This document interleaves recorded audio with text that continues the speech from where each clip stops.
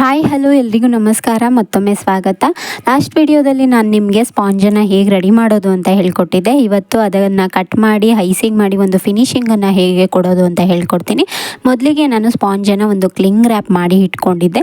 ಈ ಥರ ಮಾಡೋದ್ರಿಂದ ಅದರಲ್ಲಿರೋ ಸಾಫ್ಟ್ನೆಸ್ ಎಲ್ಲ ಹಾಗೆ ಇರುತ್ತೆ. ಹಾಗೆ ಡೈರೆಕ್ಟಾಗಿ ಇಟ್ಬಿಟ್ರೆ ಅದು ಹಾರ್ಡ್ ಆಗಿಬಿಡುತ್ತೆ. ಹಾಗಾಗಿ ಈ ಥರ ಮಾಡಿಕೊಂಡು ಇಟ್ಕೊಳ್ಬೇಕು. ನೀವು ಒಂದು ದಿನದ ಮುಂಚೆನೇ ನೀವು ಈ ಥರ ರೆಡಿ ಮಾಡಿ ಇಟ್ಕೊಂಡ್ರೆ ಒಳ್ಳೆಯದು. ನಾನು ಇದನ್ನು ನೈಟು ರೆಡಿ ಮಾಡಿದ್ದೆ. ಮಾರನೇ ದಿನ ಬೆಳಗ್ಗೆ ಎದ್ದು ನಾನು ಐಸಿಂಗ್ ಮಾಡ್ತಾ ಇರೋದ್ರಿಂದ ಈ ಥರ ಕ್ಲಿಂಗ್ ರ್ಯಾಪ್ ಮಾಡಿ ಇಟ್ಕೊಂಡೆ. ನಿಮ್ಮ ಹತ್ರ ಈ ಥರ ಕ್ಲಿಂಗ್ ರ್ಯಾಪ್ ಇಲ್ಲ ಅಂದರೆ ಒಂದು ತೆಳುವಾದ ಒಂದು ಕಾಟನ್ ಬಟ್ಟೆ ಇದ್ದರೆ, ಲುಂಗಿ ಬಟ್ಟೆ ಆ ಥರ ಯಾವುದಾದ್ರೂ ಇದ್ದರೆ ಅದರಲ್ಲಿ ನೀವು ಸುತ್ತಿ ಇಟ್ಕೊಳ್ಳಿ. ಅದು ಇಲ್ಲ ಅಂದರೆ ಅದರಲ್ಲಿ ಇರೋ ಹಾರ್ಡ್ನೆಸ್ ಎಲ್ಲ ಹಾಗೆ ಉಳ್ಕೊಳ್ಳುತ್ತೆ, ಸಾಫ್ಟ್ನೆಸ್ ಹೋಗುತ್ತೆ. ಹಾಗಾಗಿ ನಂತರ ನೋಡಿ ಅದನ್ನು ರಿಮೂವ್ ಮಾಡಿ ನಾನು ಮೊದಲಿಗೆ 7 ಇಂಚ್ ಟಿನ್ನಲ್ಲಿ ಬೇಕ್ ಮಾಡಿರೋ ಅದಕ್ಕೆ ನಾನು ಐಸಿಂಗ್ ಮಾಡ್ತೀನಿ. ಅದನ್ನು ಹೇಗೆ ಕಟ್ ಮಾಡೋದು ಅಂತ ತೋರಿಸ್ತಾ ಇದ್ದೀನಿ ನೋಡಿ. ಮೊದಲಿಗೆ ನೀವು ಎಷ್ಟು ಲೇಯರಾಗಿ ಕಟ್ ಮಾಡ್ಕೊಳ್ತೀರಾ ಅನ್ನೋದು ಮುಖ್ಯ.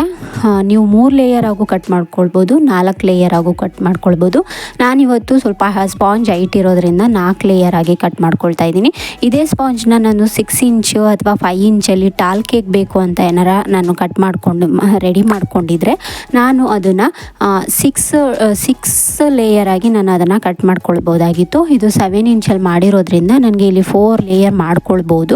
ಹಾಗಾಗಿ 4 ಲೇಯರ್ ಮಾಡ್ಕೊಳ್ತಾ ಇದ್ದೀನಿ. ಮೊದಲಿಗೆ ನೀವು ಈ ಥರ ಒಂದು ಸೆರೆಟನ್ ನೈಫ್ ಅಂತ ಬರುತ್ತೆ ನಿಮಗೆ, ಈ ಥರ ಬ್ರೆಡ್ ಕಟ್ ಮಾಡಲಿಕ್ಕೆ ಅಂತಲೇ. ಈ ಥರ ನೀವು ಮಾಮೂಲಿ ನೀವು ಮನೆಯಲ್ಲಿ ಯೂಸ್ ಮಾಡೋ ಒಂದು ನೈಫನ್ನು ಯೂಸ್ ಮಾಡಿಕೊಂಡು ಮಾಡ್ಬೋದು. ನೀವು ಸ್ಟಾರ್ಟಿಂಗಲ್ಲಿ ಎಲ್ಲದಕ್ಕೂ ನೀವು ಅಮೌಂಟ್ ಹಾಕಲೇಬೇಕು ಅನ್ನೋ ಇದು ಅವಶ್ಯಕತೆ ಇಲ್ಲ. ಟೂಲ್ಸ್ಗಳಿಗೆ ನಿಮ್ಮ ಮನೆಯಲ್ಲಿ ಏನಿರುತ್ತೋ ಅದನ್ನು ಯೂಸ್ ಮಾಡಿಕೊಂಡು ಒಂದು ಕೇಕ್ನ ಮಾಡಲಿಕ್ಕೆ ಟ್ರೈ ಮಾಡಿ. ನೀವು ಕೂಡ ಒಂದು ಹೋಮ್ ಬೇಕರ್ ಆಗಬೇಕು ಅಂತ ಅಂದ್ಕೊಂಡಿದ್ರೆ, ಮಾಮೂಲಿ ನೀವು ಮನೇಲಿ ನಾನು ಒಂದ್ಸರಿ ಟ್ರೈ ಮಾಡ್ತೀನಿ ಅಂದರೂ ಕೂಡ ಅಷ್ಟೇ, ನಿಮ್ಮ ಹತ್ರ ಇರೋ ನೈಫಲ್ಲಿ ಯೂಸ್ ಮಾಡ್ಕೊಂಡು ಮಾಡಿ ನೋಡಿ. ಈ ಥರ ಮೊದಲಿಗೆ ನೀವು ಮಾರ್ಕ್ ಹಾಕ್ಕೊಳ್ಳಿ, ಎಷ್ಟು ಸೈಜಿಗೆ ನೀವು ಮಾಡ್ಕೋತೀರ ಅಂತ. ಸುತ್ತ ಒಂದು ನಿಧಾನವಾಗಿ ಮಾರ್ಕ್ ಹಾಕ್ಕೊಂಡೋಗಿ ನಂತರ ಅದನ್ನು ಸ್ವಲ್ಪನೇ ಒಳಗೆ ಹಾಕಿ ನೈಫನ್ನು ಸುತ್ತ ಟೇಬಲನ್ನು ರೌಂಡ್ ಮಾಡ್ತಾ ರೊಟೇಟ್ ಮಾಡ್ತಾ ಹೋದರೆ ಅದು ನಿಮಗೆ ತಾನಾಗೆ ಅದೇ ಕಟ್ ಆಗುತ್ತೆ. ಸ್ಟಾರ್ಟಿಂಗಲ್ಲಿ ನೀವು ಸ್ವಲ್ಪ ಆದಷ್ಟು 3 ಲೇಯರ್ ಆಗಿ ಕಟ್ ಮಾಡ್ಕೊಳ್ಳಿ. ಯಾಕಂದರೆ ಸ್ಪಾಂಜು ಕೆಲವೊಮ್ಮೆ ನಿಮಗೆ ಅದು ಕಟ್ ಮಾಡಬೇಕಾದ್ರೆ ಸ್ವಲ್ಪ ಮೇಲೆ ಕೆಳಗೆ ಹೋಗಿ ಸ್ಪಾಂಜು ಒಂದು ಲೇಯರ್ ಜಾಸ್ತಿ ಕಡಿಮೆ ಆಗ್ಬೋದು. ಅದಕ್ಕಾಗಿ ನಂತರ ಅದನ್ನು ನಾನು 4 ಲೇಯರ್ ಆಗಿ ಕಟ್ ಮಾಡಿ ಇಟ್ಕೊಂಡೆ. ಇನ್ನೊಂದು ನಾನು 6 ಇಂಚಲ್ಲಿ ಏನು ರೆಡಿ ಮಾಡಿ ಇಟ್ಟಿದ್ದೆ ಅದನ್ನು ಕೂಡ ಈಗಲೇ ನಾನು ಕಟ್ ಮಾಡಿ ಇಟ್ಕೊಳ್ತೀನಿ. ಇದನ್ನು ನಾನು 3 ಲೇಯರ್ ಆಗಿ ಕಟ್ ಮಾಡ್ಕೊಳ್ತೀನಿ. ಹಾಗಾಗಿ ಇದು ನೀವು ನೋಡಿ, ಈ ಫಸ್ಟ್ ಲೇಯರ್ ಏನಿದೆ ನಿಮಗೆ ಸ್ವಲ್ಪ ತಿಕ್ಕಾಗಿ ಬರುತ್ತೆ, ದಪ್ಪ ಅನಿಸುತ್ತೆ ನಿಮಗೆ ತೆಳುಗೆ ಇರಲಿ ಅನ್ನೋದಾದರೆ ನೀವು 4 ಲೇಯರ್ ಕೂಡ ಮಾಡ್ಕೊಳ್ಬೋದು. ನಾನು ಸ್ವಲ್ಪ ಸ್ಪಾಂಜ್ ದಪ್ಪನೇ ಇರಲಿ ಅಂತ ಹೇಳಿ 3 ಲೇಯರ್ ಆಗಿ ಕಟ್ ಮಾಡ್ಕೊಂಡಿದ್ದೀನಿ.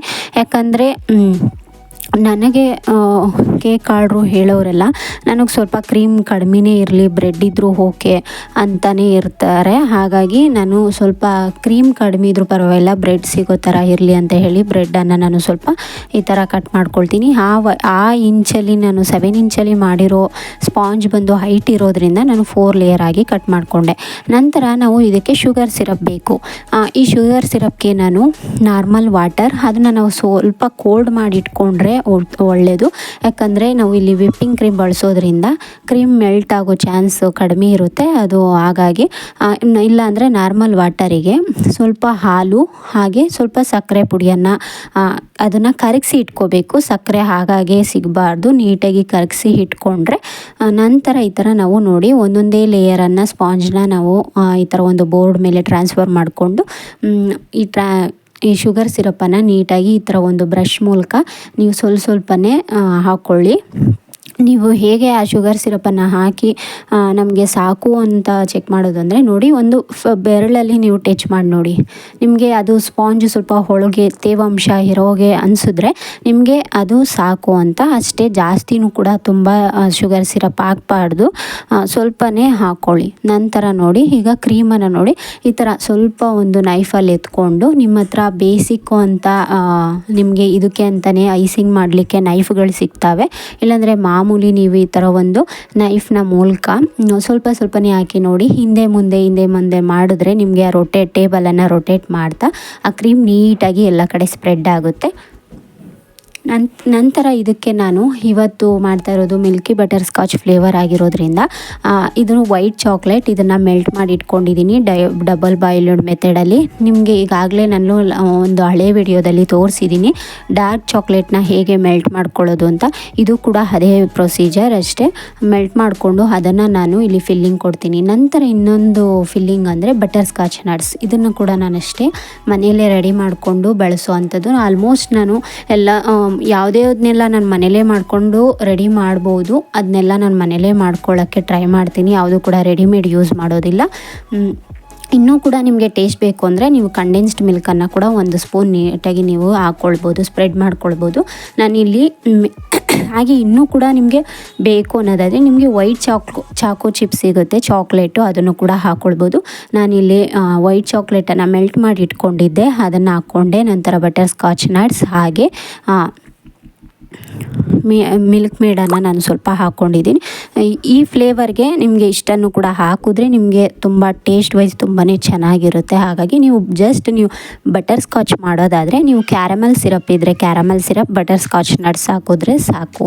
ನಂತರ ಇನ್ನೊಂದು ಲೇಯರ್ಗೂ ಕೂಡ ನಾನು ಹಂಗೆ ಶುಗರ್ ಸಿರಪನ್ನು ಹಾಕಿ ಮತ್ತು ಕ್ರೀಮನ್ನು ಹಾಕ್ಕೊಳ್ತೀನಿ. ಸ್ವಲ್ಪ ನನಗೆ ಇಲ್ಲಿ ಕ್ರೀಮ್ ಕಡಿಮೆ ಕೇಳೋದ್ರಿಂದ ನಾನು ಸ್ವಲ್ಪ ಕ್ರೀಮ್ ಹಾಕ್ಕೊಳ್ತೀನಿ. ನೀವು ಕ್ರೀಮು ಜಾಸ್ತಿ ಇದ್ರೂ ಓಕೆ, ಪರವಾಗಿಲ್ಲ ಅನ್ನೋದಾದರೆ ನೀವು ಕ್ರೀಮನ್ನು ಬಳಸ್ಕೊಳ್ಬೋದು ಜಾಸ್ತಿಯಾಗಿ.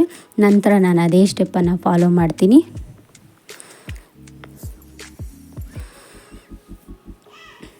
ಇದು 3rd ಸ್ಟೆಪ್. 3rd ಲೇಯರನ್ನು ನಾನು ಇಲ್ಲಿ ಇಟ್ಟು ಅಪ್ಲೈ ಮಾಡ್ತಾಯಿದ್ದೀನಿ.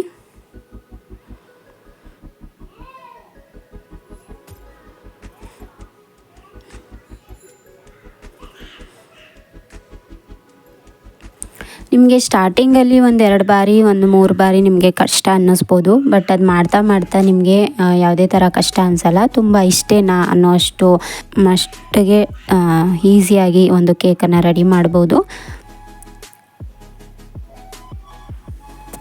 ಇದು ಕೊನೆ ಲೇಯರ್ ಆಗಿರುತ್ತೆ. ಇದಕ್ಕೂ ಕೂಡ ಸ್ವಲ್ಪ ಶುಗರ್ ಸಿರಪನ್ನು ಹಾಕಿ ಕ್ರೀಮನ್ನು, ಇದಕ್ಕೆ ನಾವು ಬಟರ್ ಸ್ಕಾಚ್ ಹಾಕೋ ಅವಶ್ಯಕತೆ ಇಲ್ಲ, ಯಾಕಂದರೆ ಇಲ್ಲಿ ನಾವು ಫಿನಿಶಿಂಗ್ ಕೊಡಬೇಕಾಗಿರೋದ್ರಿಂದ ಜಸ್ಟ್ ಕ್ರೀಮನ್ನು ಅಪ್ಲೈ ಮಾಡ್ಕೋಬೇಕು. ನಿಮಗೆ ಸ್ವಲ್ಪ ಫ್ಲೇವರ್ನ ಕೊಡಬೇಕು, ಇನ್ನೂ ಚೂರು ಫ್ಲೇವರ್ ಚೆನ್ನಾಗಿರಲಿ ಅಂದರೆ ನೀವು ಇಲ್ಲಿ ಮಿಲ್ಕ್ ಮೇಡನ್ನು ಹಾಕ್ಕೊಳ್ಬೋದು ಅಥವಾ ಚಾಕ್ಲೇಟ್ ಸಾಸನ್ನು ಹಾಕ್ಕೊಂಡು ಫಿನಿಶಿಂಗ್ ಕೊಟ್ಕೊಳ್ಬೋದು. ಮೊದಲಿಗೆ ನಾವು ಕ್ರಮ್ ಕೋಟನ್ನು ಮಾಡ್ಕೊಳ್ಬೇಕು. ಈ ಕ್ರಮ್ ಕೋಟ್ ಮಾಡೋ ಉದ್ದೇಶ, ಇದರಲ್ಲಿ ನಿಮಗೆ ಕೆಲವೊಂದು ಕ್ರಮ್ಸ್ಗಳು ಬರುತ್ತೆ.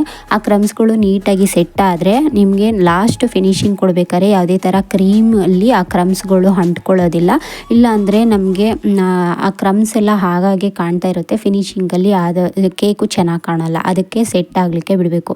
ನೀವು ನೋಡ್ತಾ ಇರ್ಬೋದು ನೋಡಿ, ಒಂದೊಂದು ಕಡೆ ಸ್ಪಾಂಜು ಸ್ವಲ್ಪ ಜಾಸ್ತಿ ಈಚೆ ಬಂದಂಗಿದೆ. ಆಗೇನು ಮಾಡಬೇಕು, ನಾವು ಶೇಪ್ನ ತೊಗೊಳ್ಬೇಕು. ಆ ಶೇಪ್ ತೊಗೊಳ್ಳಿಕ್ಕೆ ಈ ಥರ ಒಂದು ಕತ್ರಿಯನ್ನು ಯೂಸ್ ಮಾಡಿಕೊಂಡು ನಿಮಗೆ ಗೊತ್ತಾಗುತ್ತೆ ಆ ಶೇಪು ಹೇಗೆ ಕಟ್ ಮಾಡಿಕೊಳ್ಳೋದು ಅಂತ. ನೋಡಿ, ನಿಮಗೆ ಈ ಪೂರ್ತಿ ಒಂದು ಸುತ್ತನ ನೋಡಿಕೊಂಡು ನಿಮಗೆ ಸ್ವಲ್ಪ ಎಷ್ಟು ನೀವು ಕಟ್ ಮಾಡ್ಕೋಬೇಕೋ ಆ ಶೇಪಿಗೆ ಕಟ್ ಮಾಡಿಕೊಂಡು ನಂತರ ಆ ಜಾಗದಲ್ಲಿ ಸ್ವಲ್ಪ ಕ್ರೀಮನ್ನು ಅಪ್ಲೈ ಮಾಡಿಕೊಂಡು ಒಂದು ಕ್ರಮ್ ಕೋಟನ್ನು ಕೊಟ್ಕೊಳ್ಳಿ. ಇದನ್ನು ಕೊಟ್ಟು ನೀವು 2 ಅವರ್ ಫ್ರಿಡ್ಜಲ್ಲಿ ಇಟ್ಬಿಡಿ. ನಂತರ 2 ಅವರ್ ಆದಮೇಲೆ ನೀವು ಲಾಸ್ಟ್ ಫಿನಿಶಿಂಗನ್ನು ಕೊಡಬೇಕು. ಆವಾಗ ಫಿನಿಶಿಂಗ್ ಕೊಡೋದ್ರಿಂದ ನಿಮ್ಗೆ ಯಾವುದೇ ಥರ ಬ್ರೆಡ್ಗಳು ನಿಮಗೆ ಅದರಲ್ಲಿರೋ ಬ್ರೆಡ್ ಎಲ್ಲ ಪುಡಿ ಏನಿರುತ್ತೆ ಅದು ಕ್ರೀಮ್ಗೆ ಅಂಟ್ಕೊಳ್ಳೋದಿಲ್ಲ. ಫಿನಿಶಿಂಗ್ ನೀಟಾಗಿ ಬರುತ್ತೆ. ಇಲ್ಲ ಅಂದರೆ ನಾವು ಈಗಲೇ ಫಿನಿಶಿಂಗು ಕೊಡ್ತೀವಿ ಅಂದರೆ ನಮಗೆ ಬಿಗಿನಿಂಗಲ್ಲಿ ತುಂಬ ಕಷ್ಟ ಆಗುತ್ತೆ.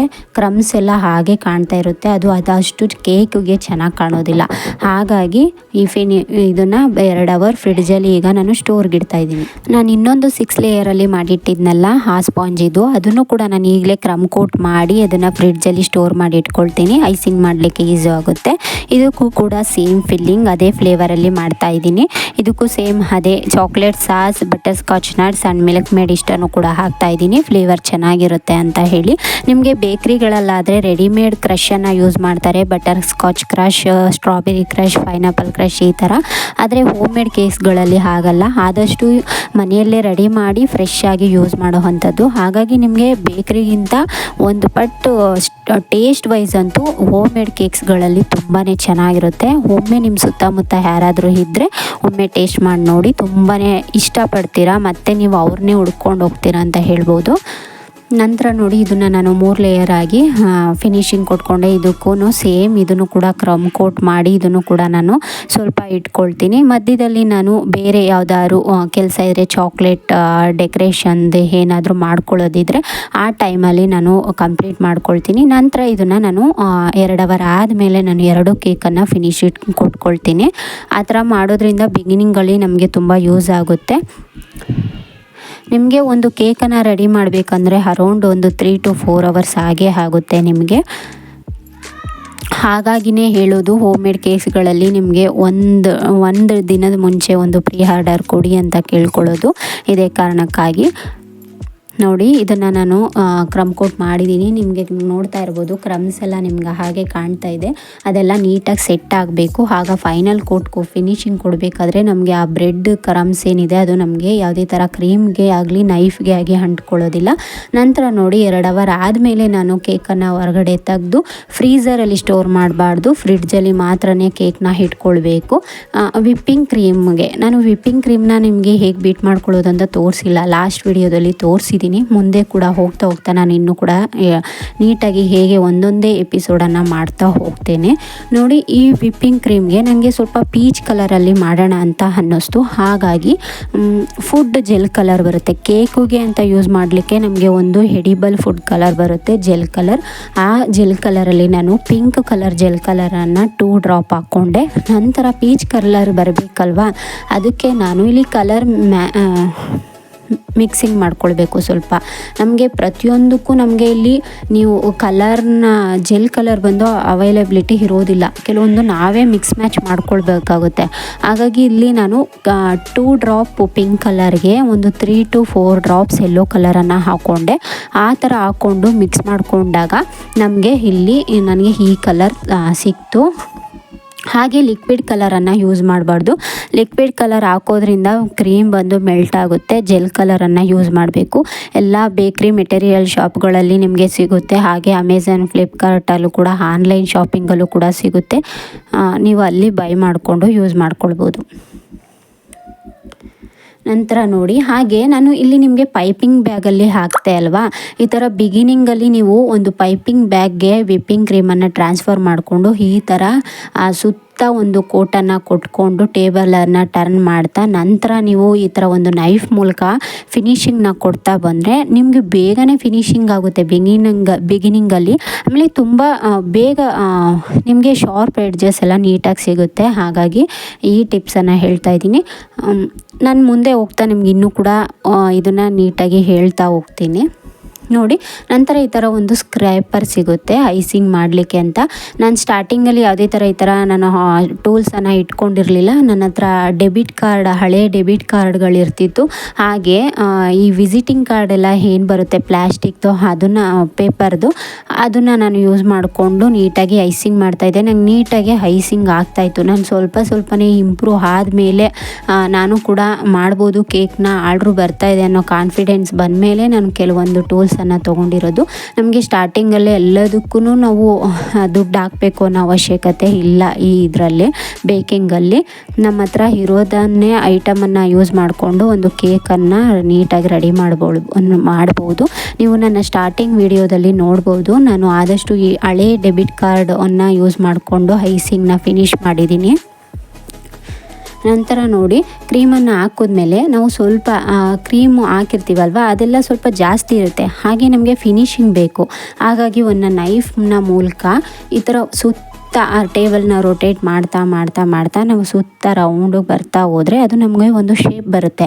ಹಾಗೆ ಶೇಪ್ ಮಾಡ್ತಾ ನಿಮ್ಗೆ ಎಲ್ಲರ ಕ್ರೀಮ್ ಕಡಿಮೆ ಆಯಿತು ಅನಿಸಿದ್ರೆ ಮತ್ತೆ ನೀವು ಆ ಕ್ರೀಮನ್ನು ಅಲ್ಲಿ ಅಪ್ಲೈ ಮಾಡಿ ಸ್ವಲ್ಪ ನೈಫನ್ನು ಏನಿದೆ ನೀವು ಸ್ವಲ್ಪ ಹಿಂದೆ ಮುಂದೆ ಆ ಥರ ಸ್ವಲ್ಪ ನೀವು ಮಾಡ್ತಾ ಹೋದರೆ ನಿಮಗೆ ಕ್ರೀಮ್ ನೀಟಾಗಿ ಅಪ್ಲೈ ಆಗುತ್ತೆ. ಸ್ಟಾರ್ಟಿಂಗ್ ಕಷ್ಟ ಆಗ್ಬೋದು, ಆಮೇಲೆ ಹೋಗ್ತಾ ನಿಮಗೆ ಈಸಿ ಆಗುತ್ತೆ.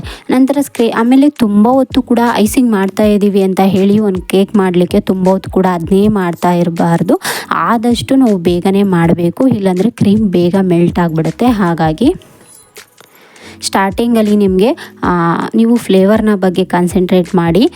ಆದಷ್ಟು ಸ್ಟಾರ್ಟಿಂಗಲ್ಲಿ ನಾವು ಮನೇಲಿ ಪ್ರಾಕ್ಟೀಸ್ ಮಾಡ್ತಾ ಇರ್ತೀವಲ್ವ, ಆಮೇಲೆ ನಾವು ಮನೆಯವ್ರಿಗಾಗಿಯೇ ಸ್ವಲ್ಪ ಅಕ್ಕಪಕ್ಕದಲ್ಲಿರೋರು ರಿಲೇಟಿವ್ಸ್ ಇಂಥವ್ರ ಹತ್ರ ಸ್ವಲ್ಪ ಮಾಡಿಕೊಡ್ತೀವಿ ನೋಡಿ ಅಂತ ಹೇಳಿ ಮಾಡಿದಾಗ ಸ್ವಲ್ಪ ಅವ್ರಿಗೆ ಹೇಳಿರಿ, ನಾನು ಮಾಡ್ತೀನಿ ಬಟ್ ಡಿಸೈನ್ ವೈಸ್ ಎಲ್ಲ ಸ್ವಲ್ಪ ಅಡ್ಜಸ್ಟ್ ಮಾಡ್ಕೊಳ್ಳಿ ಹಾಗೆ ಹೀಗೆ ಅಂತ ಹೇಳಿ ಫಿನಿಶಿಂಗ್ ಕೊಡೋಕ್ಕೆ ಟ್ರೈ ಮಾಡಿ. ನೀವು ಮಾಡ್ತಾ ಮಾಡ್ತಾ ಅದು ಅಭ್ಯಾಸ ಆಗ್ತಾ ನಿಮಗೆ ಒಂದು ನೀಟಾಗಿ ಕಲ್ತ್ಕೊಳ್ತಾ ಹೋಗ್ಬೋದು. ನೋಡಿ ಈ ಥರ ಒಂದು ಫಿನಿಶಿಂಗ್ನ ಕೊಟ್ಕೊಳ್ತೀನಿ. ನನಗೆ ಎಲ್ಲಿ ಕ್ರೀಮ್ ಕಡಿಮೆ ಅಂತ ಅನಿಸುತ್ತೋ ಅಲ್ಲಿ ಮತ್ತೆ ಸ್ವಲ್ಪ ಹಾಕ್ಕೊಳ್ತೀನಿ. ಎಲ್ಲಿ ಜಾಸ್ತಿ ಅನಿಸುತ್ತೋ ಅಲ್ಲಿ ಕ್ರೀಮನ್ನು ನಾನು ನೀಟಾಗಿ ರಿಮೂವ್ ಮಾಡ್ಕೊಳ್ತೀನಿ.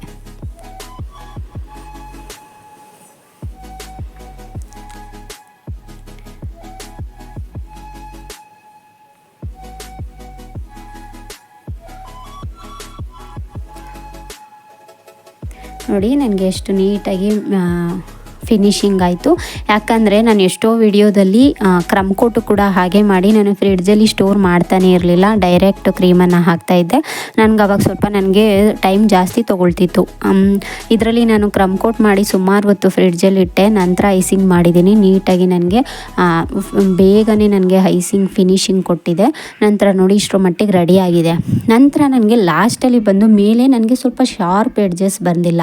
ಆ ಶಾರ್ಪ್ ಎಡ್ಜಸ್ ಬರಬೇಕು ಅಂದರೆ ಸ್ವಲ್ಪ ಕಷ್ಟ ಆಗುತ್ತೆ ಬಿಗಿನಿಂಗಲ್ಲಿ. ಅದಕ್ಕೆ ಏನು ಮಾಡಬೇಕು, ಒಂದು ಲೋಟದಲ್ಲಿ ನೀರನ್ನು ಬಿಸಿ ಮಾಡಿ ಇಟ್ಕೊಂಡಿರಬೇಕು, ತುಂಬಾ ಬಿಸಿ ಮಾಡಿ ಇಟ್ಕೊಂಡಿರಿ. ಆ ನೀರಿಗೆ ಈ ಥರ ನೈಫನ್ನು ನಾವೇನು ಯೂಸ್ ಮಾಡ್ತೀವಿ ಐಸಿಂಗ್ ಮಾಡಲಿಕ್ಕೆ, ಆ ನೈಫನ್ನು ಆ ನೀರಿಗೆ ಹಜ್ಜಿಬಿಟ್ಟು ಅದನ್ನು ಒಂದು ಒಣಗಿರೋ ಬಟ್ಟೆಲಿ ಒರೆಸ್ಬಿಡಿ. ಆವಾಗ ಅದು ಸ್ವಲ್ಪ ಬಿಸಿ ಇರುತ್ತಲ್ವ, ಆ ಬಿಸಿ ಇರೋ ನೈಫ್ನ ಮೂಲಕ ನೀವು ಈ ಶಾರ್ಪ್ ಎಡ್ಜಸ್ನ ಮೂಲಕ ಈ ಥರ ಒಂದು ಫಿನಿಶಿಂಗ್ ಕೊಟ್ಕೊಳ್ತಾ ಬಂದರೆ ನಿಮಗೆ ಅಲ್ಲಿ ಕ್ರೀಮ್ ಮೆಲ್ಟ್ ಆದಂಗೆ ಆಗುತ್ತೆ, ಹಾಗೆ ಬೇಗ ಸಾಫ್ಟ್ ಆಗುತ್ತೆ, ಹಾಗೆ ಫಿನಿಶಿಂಗ್ ಚೆನ್ನಾಗಿ ಬರುತ್ತೆ. ಇದು ಕೂಡ ಒಂದು ಟಿಪ್ಸ್ ಆ್ಯಂಡ್ ಟೆಕ್ನಿಕ್ಸ್ ಅಂತ ಹೇಳ್ಬೋದು ಇದರಲ್ಲಿ ಐಸಿಂಗ್ ಮಾಡಲಿಕ್ಕೆ. ನೋಡಿ ನನಗೆ ಕ್ರೀಮ್ ಸ್ವಲ್ಪ ಒಂದೊಂದು ಕಡೆ ಕಡಿಮೆ ಅನಿಸುತ್ತೆ. ನನಗೆ ಕ್ರೀಮ್ ಆದಷ್ಟು ಕಡಿಮೆ ಕೇಳೋದ್ರಿಂದ ನಾನು ಆದಷ್ಟು ಎಷ್ಟು ತೆಗಿಬೋದು ಅಷ್ಟು ತೆಗಿತೀನಿ. ತುಂಬ ತೆಗೆದ್ರೆ ನಮಗೆ ಅದು ಕೇಕ್ ನೋಡಲಿಕ್ಕೆ ಚೆನ್ನಾಗಿ ಕಾಣಲ್ಲ. ಹಾಗಾಗಿ ಒಂದೊಂದು ಕಡೆ ಮಾತ್ರನೇ ಸ್ವಲ್ಪ ತೆಗಿತೀನಿ, ಅದನ್ನು ಸ್ವಲ್ಪ ಇಗ್ನೋರ್ ಮಾಡ್ತೀನಿ. ಯಾಕಂದರೆ ಅಂಥ ಜಾಗದಲ್ಲಿ ನಾನು ಡೆಕೋರೇಷನ್ ಮಾಡಲಿಕ್ಕೆ ಏನಾದರೂ ಟ್ರೈ ಮಾಡ್ತೀನಿ. ನೋಡಿ ಎಷ್ಟು ನೀಟಾಗಿ ಬಂದಿದೆ ಅಂತ. ಕೆಲವೊಂದು ಕಡೆ ಮಾತ್ರ ನೋಡಿ ಕ್ರೀಮ್ ಮಾತ್ರ ಸ್ವಲ್ಪ ಜಾಸ್ತಿ ಹೋಗಿದೆ ರಿಮೂವ್ ಆಗಿದೆ ಅನಿಸುತ್ತೆ ಅಷ್ಟೇ, ಅದ್ರ ಬಗ್ಗೆ ಏನು ತಲೆ ಕೆಡಿಸ್ಕೊಳ್ಳಲ್ಲ. ಆದರೆ ನೀಟಾಗಿ ನನಗೆ ಫಿನಿಶಿಂಗ್ ಆಗಿದೆ. ಈ ಥರ ನೀವು ಬಿಸಿ ನೀರನ್ನು ಹಂಗಂತ ಹೇಳಿ ಪ್ರತಿ ಸರಿ ನಾವು ಬಿಸಿನೀರನ್ನು ಯೂಸ್ ಮಾಡಬಾರ್ದು, ಕ್ರೀಮೆಲ್ಲ ಬಂದೇ ಬಿಡುತ್ತೆ ಆ ಬಿಸಿ ಆವಿಗೆ. ನಂತರ ನೋಡಿ ಇದು ಬಂದು ನಮಗೆ ಸ್ಟಿಕ್ಕರ್ ಬಂದು ಕೇಕ್ ಮೇಲೆ ಇವಾಗಂತೂ ಹೇಗೆ ಅಂದರೆ ಒಂದೊಂದು ಸಂದರ್ಭನೂ ಕೂಡ ಸೆಲೆಬ್ರೇಟ್ ಮಾಡಲಿಕ್ಕೆ ಇಷ್ಟಪಡ್ತೀವಲ್ವ. ಕೇಕ್ ಅಂತ ಬಂದರೆ ಆ ಕೇಕಲ್ಲೂ ಕೂಡ ಇವಾಗ ತುಂಬ ವೆರೈಟಿ, ತುಂಬ ಪಿಕ್ಗಳನ್ನು ಸ್ಟಕ್ ಮಾಡಲಿಕ್ಕೆ ಹೇಳ್ತಾರೆ. ಹಾಗೆ ನಾನು ಇಲ್ಲಿ ಇದು ಎಡಿಬಲಲ್ಲಿ ಕೂಡ ಸಿಗುತ್ತೆ, ನಾನು ಇದನ್ನು ಈ ಡಿಸೈನನ್ನು ಪ್ರಿಂಟ್ರೆಸ್ಟಲ್ಲಿ ನಾನು ನೋಡಿ ಡೌನ್ಲೋಡ್ ಮಾಡಿ ಇಟ್ಕೊಂಡು ಇದನ್ನು ಫೋಟೋಶಾಪಲ್ಲಿ ಪ್ರಿಂಟೌಟ್ ತೊಗೊಂಡು ನಂತರ ಇದನ್ನು ಎಡಿಬಲ್ ಸ್ಟಿಕ್ಕರ್ಗೆ ಅಂದರೆ ನಿಮಗೆ ಸ್ವಲ್ಪ ಪ್ರಿಂಟಿಂಗ್ ಶಾಪ್ ಸಿಗೋದು ಕಷ್ಟನೇ. ನನಗಂತೂ ಇಲ್ಲಿ ನಿಯರ್ ಬೈ ಎಲ್ಲೂ ಕೂಡ ಸಿಕ್ಕಲಿಲ್ಲ. ಎಡಿಬಲ್ ಪ್ರಿಂಟೌಟ್ ಸಿಗುತ್ತೆ, ಅದು ನನ್ನ ಜಾಗದಿಂದ ನನಗೆ ಸುಮಾರು ದೂರ ಇತ್ತು. ಹಾಗೆ ಅದನ್ನೆಲ್ಲ ನಾವು 1 ದಿನ 2 ದಿನ ಮುಂಚೆನೇ ಹೇಳಬೇಕು, ಹಾಗಾದರೆ ಮಾತ್ರ ಅವರು ನಮಗೆ ಎಡಿಬಲ್ ಪ್ರಿಂಟೌಟ್ ತೊಗೊಳ್ತಾರೆ. ತಕ್ಷಣ ಬೇಕು ಅಂದರೆ ತಗೊಳ್ಳೋದಿಲ್ಲ. ಹಾಗಾಗಿ ನಾನು ಈ ಥರ ಐಡಿಯಾನ ಮಾಡಿ ಫೋಟೋಶಾಪಲ್ಲಿ ಹೋಗಿ ಪ್ರಿಂಟೌಟ್ ತೊಗೊಂಡು ಇದನ್ನು ಯಾವ ಶೇಪಿಗೆ ಬೇಕು ಆ ಶೇಪಲ್ಲಿ ನಾನು ಕಟ್ ಮಾಡಿಕೊಂಡು ಕೇಕ್ ಮೇಲೆ ಸ್ಟಕ್ ಮಾಡ್ತಾ ಇದ್ದೀನಿ. ಎಡಿಬಲ್ ಬೇಕು ಅಂದಾಗ ಹಾಗೆ ಒಂದು ರೀಸನಬಲ್ ಪ್ರೈಸಲ್ಲಿ ನಮಗೆ ತುಂಬ ಒಂದು ಒಳ್ಳೆ ಡಿಸೈನ್ ಕೇಕ್ ಬೇಕು ಅಂದಾಗ ನಾವು ಈ ಥರ ಕಸ್ಟಮರ್ಗೆ ಪ್ರಿಫರ್ ಮಾಡ್ಬೋದು. ಹಾಗೆ ಈ ಥರ ಒಂದು ಡಿಸೈನ್ನ ಟ್ರೈ ಮಾಡ್ಕೊಳ್ಬೋದು. ನಿಮಗೆ ಎಡಿಬಲ್ ತೊಗೊಂಡ್ರೆ ಅಥವಾ ಈ ಥರ ಒಂದು ಕಸ್ಟಮೈಸ್ಡ್ ಡಿಸೈನ್ ಬೇಕು, ಪ್ರಿಂಟೌಟ್ ಬೇಕು ಅಂದಾಗ ಎರಡೂ ಕೂಡ ನಿಮಗೆ ನಾರ್ಮಲ್ ಪ್ರೈಸ್ ಆಗುತ್ತೆ.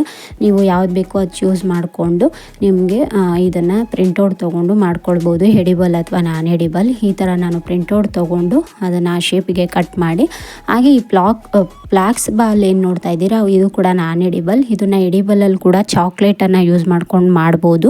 ನನ್ನ ಹತ್ರ ಆ ಮೋಲ್ಡ್ ಇಲ್ಲ, ಹಾಗಾಗಿ ನನ್ನ ಹತ್ರ ಇದು ರೆಡಿಮೇಡ್ ಪ್ಲಾಸ್ಟಿಕ್ಕಿಂದ ಯೂಸ್ ಮಾಡಿರೋ ಅಂಥದ್ದು ಇರೋದ್ರಿಂದ ನಾನು ಇದನ್ನು ಇದೆಲ್ಲ ಡೆಕೋರೇಷನ್ ಪರ್ಪಸ್ಗೆ ಯೂಸ್ ಮಾಡೋ ಅಂಥದ್ದು, ನಂತರ ರಿಮೂವ್ ಮಾಡಿಬಿಡಬೇಕು. ಇದು ಈ ಬಟರ್ಫ್ಲೈ ಏನು ನೋಡ್ತಾ ಇದ್ದೀರಾ, ಇದು ಬಂದು ವೇಫರ್ ಶೀಟಲ್ಲಿ ಮಾಡಿರೋ ಅಂಥದ್ದು. ಇದು ಎಡಿಬಲ್, ಇದು ತಿನ್ಬೋದು, ಯಾವುದೇ ಥರ ಪ್ರಾಬ್ಲಮ್ ಆಗೋದಿಲ್ಲ ನಿಮಗೆ. ನೀವು ಈ ವೇಫರ್ ಚಾಕ್ಲೇಟನ್ನು ತಿಂದಿರ್ತೀರಲ್ವ, ಅದೇ ಟೇಸ್ಟ್ ನಿಮಗೆ ಇದು ಬರುತ್ತೆ ಬಟರ್ಫ್ಲೈ. ಇದು ಬಂದು ಎಡಿಬಲ್. ಇಲ್ಲಿ ಕೆಲವೊಂದು ಎಡಿಬಲ್ ಆ್ಯಂಡ್ ನಾನ್ ಎಡಿಬಲ್ ಎರಡೂ ಕೂಡ ಇನ್ಕ್ಲೂಡ್ ಆಗಿದೆ. ನೋಡಿ, ಈ ಡಿಸೈನ್ ನಿಮ್ಗೆ ಇಷ್ಟ ಆಯಿತಾ? ನನಗಂತೂ ತುಂಬಾ ಇಷ್ಟ ಆಯಿತು. ಏನಾದರೂ ಫಸ್ಟ್ ಟೈಮ್ ಒಂದು ಯೂನಿಕ್ಕಾಗಿ ಟ್ರೈ ಮಾಡೋಣ ಅಂತ ಹೇಳಿ ಈ ಡಿಸೈನನ್ನು ನಾನು ಸೆಲೆಕ್ಟ್ ಮಾಡಿ ಟ್ರೈ ಮಾಡಿದ್ದೀನಿ. ನಾನು ಫಸ್ಟ್ ಟೈಮ್ ಈ ಡಿಸೈನ್ ಮಾಡಿದ್ರಿಂದ ತುಂಬಾ ಇಷ್ಟ ಆಯಿತು ನನಗೂ ಕೂಡ ಇನ್ನೂ ಸ್ವಲ್ಪ ಇಂಟ್ರೆಸ್ಟು ಜಾಸ್ತಿ ಆಯಿತು, ಖುಷಿ ಜಾಸ್ತಿ ಆಯಿತು, ಇನ್ನೂ ಏನಾದರೂ ಮಾಡ್ಬೋದು ಯೂನಿಕ್ಕಾಗಿ ಅನ್ನೋದು. ನೋಡಿ, ಇಷ್ಟು ಮಟ್ಟಿಗೆ ಆ ಬಾಲ್ಸು ಕೂಡ ಅಷ್ಟೇ, ಅದು ಕೂಡ ಎಡಿಬಲ್. ನಿಮಗೆ ಬೇಕ್ರಿ ಶಾಪ್ಗೆ ಒಂದು ಸರಿ ವಿಸಿಟ್ ಮಾಡಿಬಿಟ್ರೆ ನಿಮಗೆ ಒಂದು ಐಡಿಯಾ ಬರುತ್ತೆ ಏನು ಸಿಗುತ್ತೆ ಏನು ಸಿಗಲ್ಲ ಅಂತ. ಆಲ್ಮೋಸ್ಟ್ ಅಲ್ಲೆಲ್ಲ ಎಡಿಬಲ್ಲೇ. ಹಾಗೆ ನೋಡಿ, ಸ್ಪಾಂಜ್ ಬೇಕಾದಾಗ ನಿಮಗೆ 530 ಏನೋ ಸಮಥಿಂಗ್ ಇತ್ತಲ್ವ, ಈಗ ಬೇಕಾದಮೇಲೆ ನನಗೆ 1070 ಬಂದಿದೆ.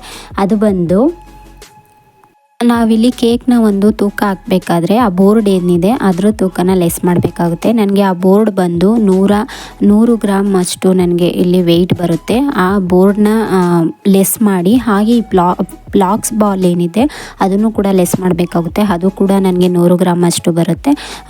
ಇವೆಲ್ಲನೂ ಲೆಸ್ ಮಾಡಿದಾಗ ನನಗೆ ಸಿಕ್ಕಿದ್ದು ಬಂದು 850 ಗ್ರಾಮ್ ಅಷ್ಟು ನನಗೆ ಕೇಕ್ ಸಿಕ್ತು. ನಾವು ಒಂದು ಕೇಕನ್ನು ವೆಯ್ಟ್ ಮಾಡಬೇಕಾದ್ರೆ ಈ ಥರ ಮಾಡಬೇಕಾಗುತ್ತೆ. ಇದನ್ನೆಲ್ಲ ಲೆಸ್ ಮಾಡಿ ನಂತರ ಕೇಕ್ ವೆಯ್ಟನ್ನು ಮಾಡಿ ನಾವು ಕಸ್ಟಮರ್ಗೆ ಕೊಡಬೇಕಾಗುತ್ತೆ. ಓಕೆ, ಇದು ಇವತ್ತಿನ ವಿಡಿಯೋ. Thank you.